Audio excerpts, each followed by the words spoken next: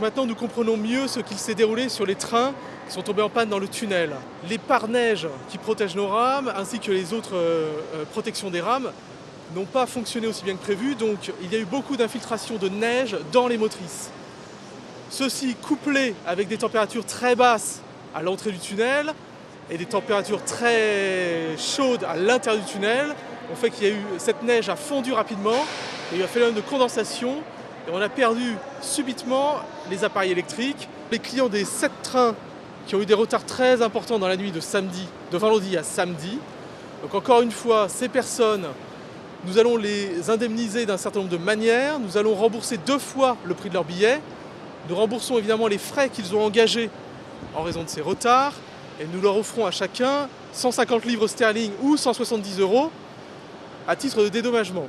Si ça se passe bien, et nous sommes confiants, nous allons reprendre le service demain.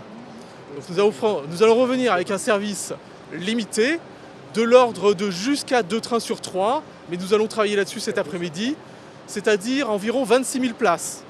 Il y a déjà eu des incidents dans Eurotunnel, ça arrive dans toute structure technique, mais le trafic bloqué plusieurs jours de suite, c'est quelque chose qui n'est pas admissible.